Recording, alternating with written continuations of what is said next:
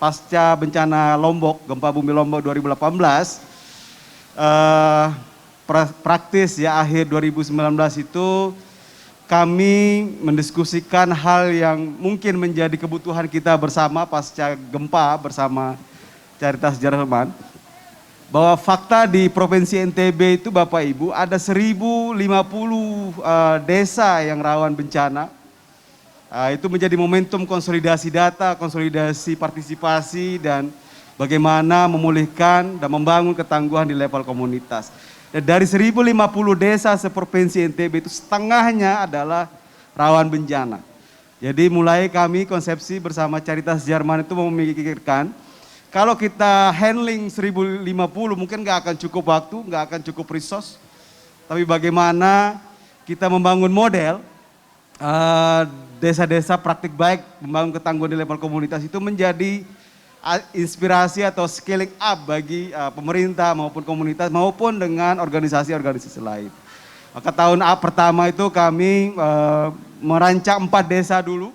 Di 4 kabupaten, 1 desa, 1 kabupaten, lalu lanjut ke tahun kedua itu naik lagi 10 desa, totalnya tahun kedua itu 6 desa dan 5 itu adalah membangun model. Jadi bersama Caritas kami berpikir dengan waktu proyek yang terbatas kita bisa mengambil satu praktik baik yang mungkin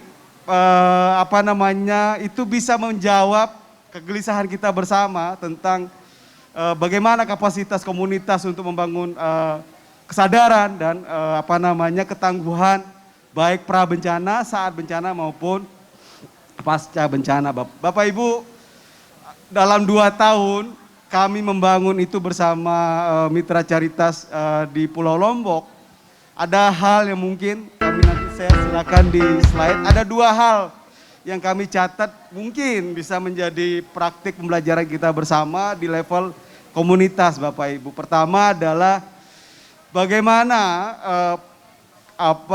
perspektif pengurangan risiko bencana itu tidak saja dipahami pada saat respon. Karena kita bisa bersepakat selama ini kita hanya sibuk di respon dan recovery. Tapi bagaimana dengan pra bencananya? Karena setelah recovery ada gap yang di komunitas itu bagaimana mereka bisa mengkonsolidasi dirinya, memahami apa itu penanggulangan bencana, apa itu perspektif pengurangan risiko bencana. Nah, salah satu pendekatan kami adalah membangun kelembagaan di level desa. Kalau kami di Pulau Lombok itu kebetulan memang di peraturan daerah masing-masing itu sudah menstate bahwa di level desa yang bertanggung jawab adalah tim siaga bencana desa. Nah, tim siaga bencana ini merupakan gabungan dari berbagai kelompok kepentingan di level desa. Ada Karang Taruna, ada PKK, kalau ada OPD disabilitas, ada kelompok-kelompok UMKM di situ yang kemudian kita fasilitasi dari bagaimana mereka mampu menilai ya kajian, kerentanan, kapasitas mereka pasca bencana. Nah, dari tahun pertama 4 desa, tahun kedua itu ada 6 desa, ada terbentuk hampir 11 TSBD dengan kurang lebih 300. Dan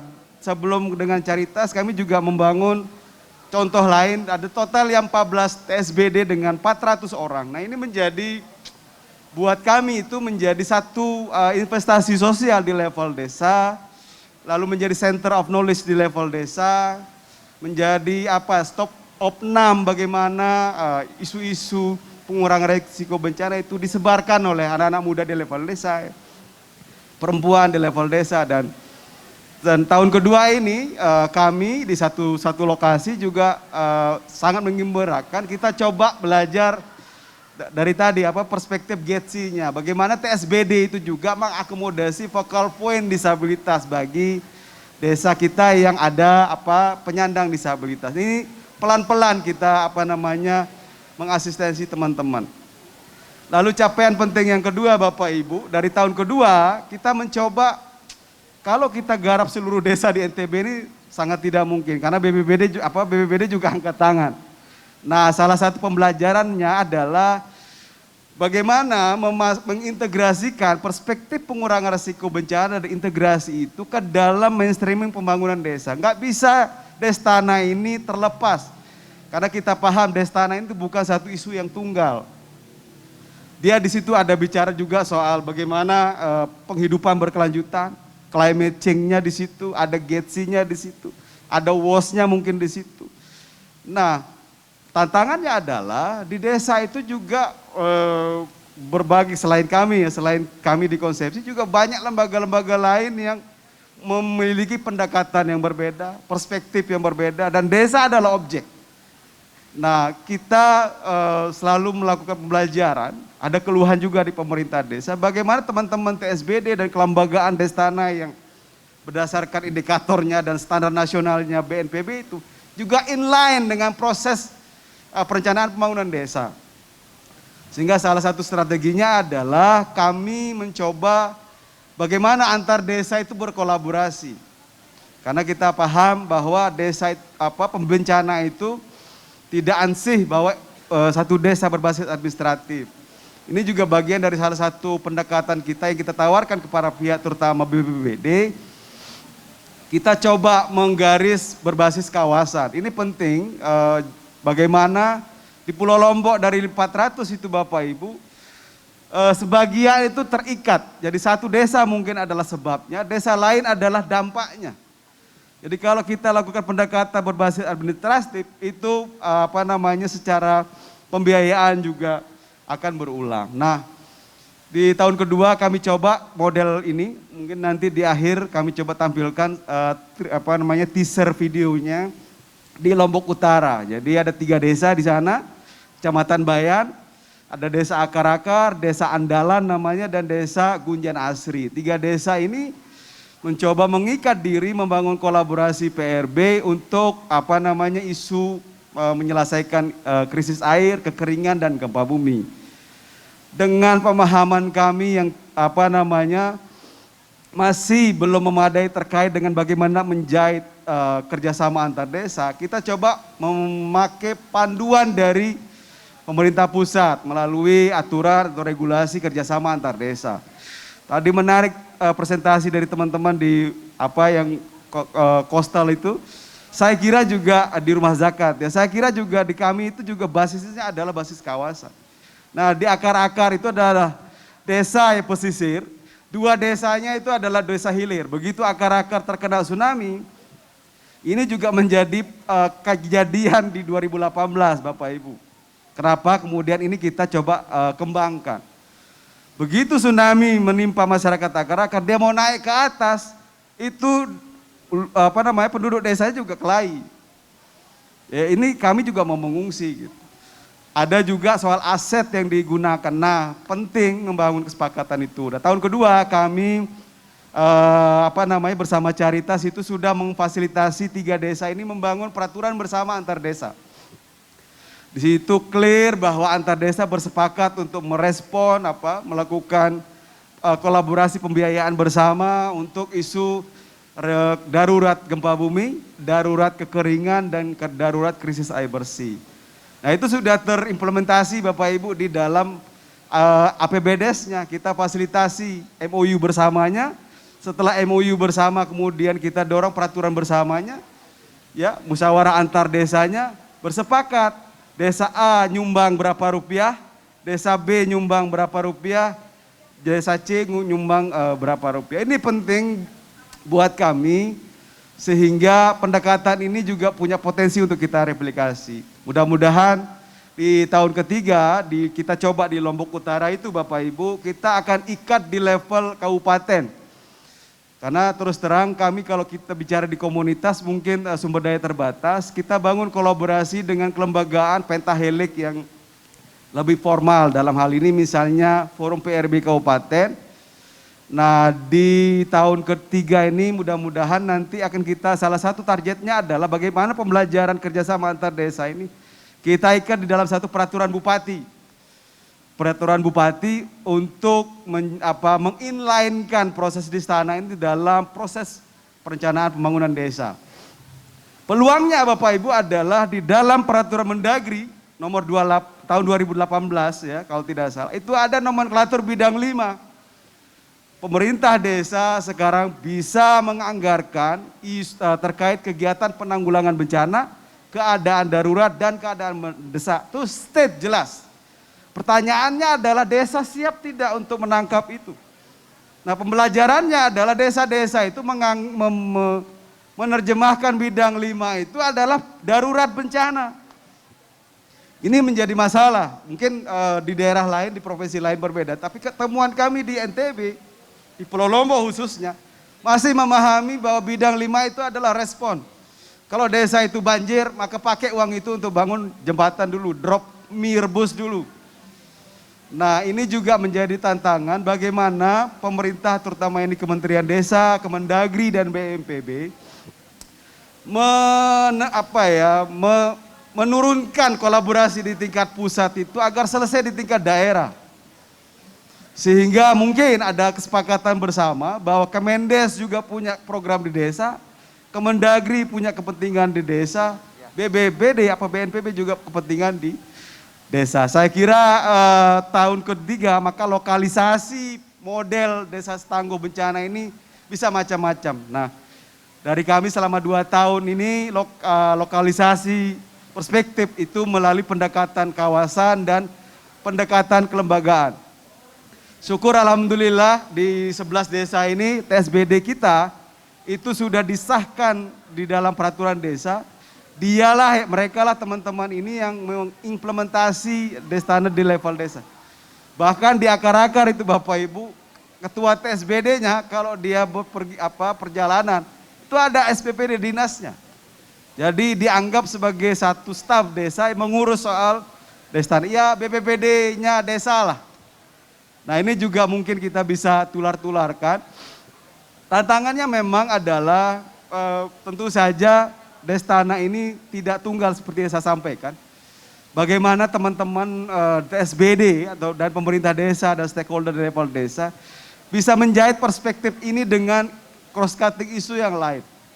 Begitu ada desa pro iklim dari misalnya ya dari Kementerian Lingkungan, desa pantai aman dari Kementerian Perikanan, ya. Apalagi dari Kementerian Sosial kampung siaga bencana itu. Sesungguhnya ini menjadi tantangan kita bersama, tidak hanya konsepsi. Dan saya setuju tadi dari dari UNDP tadi sesi bahwa Destana ini bukan satu project tapi satu perspektif gitu ya. Mainstreaming yang silahkan masing-masing desa mengimplementasi sesuai dengan kearifan dan strategi kebijakannya masing-masing. Saya kira itu kami dari ini, nanti mungkin bisa kita buka sesi diskusi. Terima kasih. Silakan langsung dengan Oke baik, selamat siang. Saya Petrus dari Yayasan Mitra Tani Mandiri. Ini satu NGO lokal di NTT, khususnya di Pulau Timor, tepatnya di Kabupaten Timor Tengah Utara. Ya, saya kira pengalaman kami hampir mirip dengan teman-teman dari Konsepsi Lombok tadi menceritakan. Tapi mungkin dari segi pendekatan, teman-teman pada pendekatan kawasan, kemudian kami dari Yayasan Mitra Tani Mandiri lebih pada pendekatan desa, di mana kami memperkuat forum PRW di tingkat desa.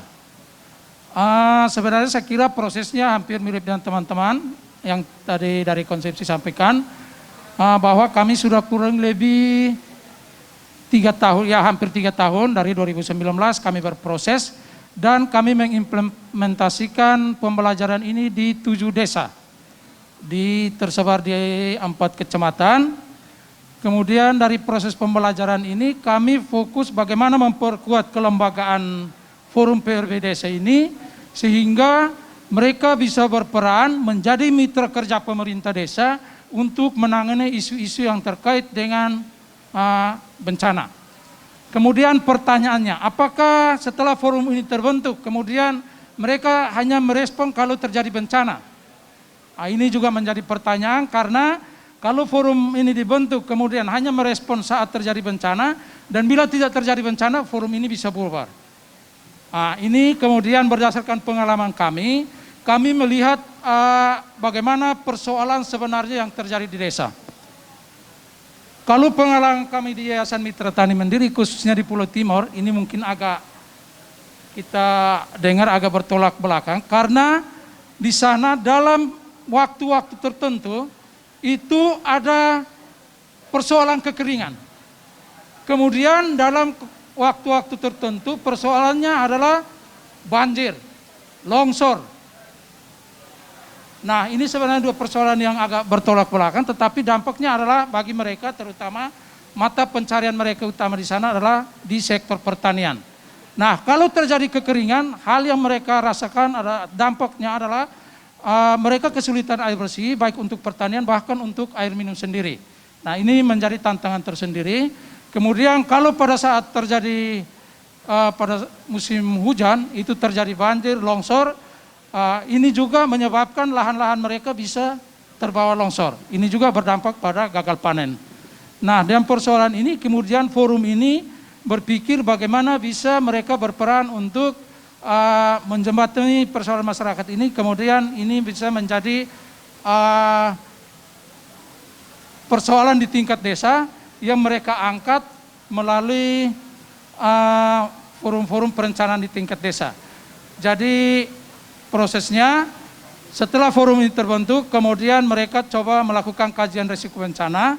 Dokumen ini mereka gunakan untuk bagaimana menyusun perencanaan terkait kebencanaan di tingkat desa, termasuk bagaimana adaptasi di tingkat desa. Perencanaan-perencanaan ini kemudian mereka coba perjuangkan melalui proses perencanaan di tingkat desa, itu mulai dari Mustus, Musdes, dan ini bisa diakomodir di RPJMDes. RPJMDes kemudian juga diakomodir dalam RKPDes sebagai media untuk bagaimana ini bisa didanai untuk keberlanjutan ke depan. Karena kehadiran MTM, begitu kami masuk awal, kami selalu menekankan bahwa MTM ini tidak mungkin akan tetap berada di sini. Kami hanya sebagai NGO lokal, mungkin 1-2 tahun kami pasti ke tempat lain. Nah, ini bagaimana peran masyarakat sendiri untuk bisa melanjutkan, dan kekuatannya pemiliknya adalah pemerintah desa. Nah, dengan proses ini kemudian ya mungkin cerita singkat, walaupun kami dalam program ini sudah misalnya kemarin bulan Desember berakhir, tetapi dalam monitoring kami mereka masih tetap melanjutkan, karena apa yang mereka hasilkan di dokumen rencana perencanaan terkait dengan kebencanaan ini masuk dalam RKPDS di desa masing-masing. Saya kira itu pengalaman menarik. Kemudian terkait dengan kekeringan, ini selain melakukan konservasi di lahan-lahan yang kritis, tapi pengalaman kami adalah bagaimana forum ini mendorong masyarakat dengan pemerintah desa, mereka melakukan konservasi di sumber-sumber mata air potensial yang biasanya mereka manfaatkan untuk minum dan juga untuk keperluan ternak dan juga keperluan pertanian. Nah, ini ya bersyukur di 7 desa itu terakhir sekitar 28 sumber mata air yang dikonservasi, dan itu pada tahun-tahun sebelumnya biasanya pada bulan-bulan Juli, Agustus itu sudah mulai kering, mereka harus membeli air di tempat lain, tapi sudah 2 tahun terakhir mereka bisa mengakses air bersih. Itu dialami oleh sekitar 536 KK, 2000 lebih jiwa, dan ya mereka senang karena tahun ini mereka juga tahun kemarin tahun 2001 sampai bertemu kembali dengan musim hujan, mereka tetap mengakses air bersih untuk memenuhi kebutuhan mereka. Saya kira ini satu hal. Kemudian hal lain, pembelajaran lain adalah selain di tingkat komunitas, forum ini juga berperan bagaimana masuk melalui pendidikan di tingkat sekolah. Jadi di 7 desa itu kebetulan ada 7 SD dan 1 SMP. Kemudian forum ini bagaimana berkoordinasi dengan pemerintah desa dan juga melalui komunitas sekolah dengan guru-guru. Kemudian bagaimana pengalaman ini terutama untuk konservasi sumber mata air ini juga diajarkan kepada anak-anak. sehingga perjuangannya bagaimana ini bisa diperjuangkan menjadi diintegrasikan dalam MULOK, materi muatan lokal, dan ini kita kerjasamakan dengan Dinas Pendidikan, Pemuda dan Olahraga di Kabupaten. Ini difasilitasi sampai sempat memfasilitasi sekitar 14 orang guru yang disebut dengan fasilitator SPAB, Penerapan Satuan Pendidikan Aman Bencana. Dan itu mereka mulai dilatih, pelatihnya narasumbernya dari Dinas PK, itu mulai dari tahun 2020, 2021, dan sekarang mereka sementara berusaha memperjuangkan bagaimana pengalaman ini bisa diintegrasikan menjadi MULOK. Dan menurut mereka salah satunya adalah harus ada kebijakan dari kabupaten sehingga memperjuangkan dalam bentuk perbub ataupun peraturan daerah sehingga ini bisa menjadi meluas. Saya kira itu pengalaman-pengalaman yang kita lakukan. Kemudian dari kapasitas Destana sendiri, pada tahap awal kami masuk dengan menggunakan indikator yang dikeluarkan oleh BNPB. Kita menilai dari 7 desa itu semuanya pada kelas pertama, kelas pemula. Tapi terakhir kemarin bulan Desember tahun 2021 kita coba menggunakan indikator yang sama. Dari 7 desa itu 6 desa meningkat menjadi kelas utama, kemudian 1 desa itu pada kelas media. Dalam jangka waktu ya jalan 2,5 tahun. Saya kira itu beberapa hal menarik. Kemudian bagaimana pengalaman ini bisa dilanjutkan? Kita berkoordinasi dukungan dari dinas dari BPBD setempat. Ini mereka bisa replikasi, misalnya tahun kemarin itu di 7 desa, kemudian kemarin rencananya akan ditambahkan lagi di 12 desa. Kira itu pengalaman menarik. Terima kasih.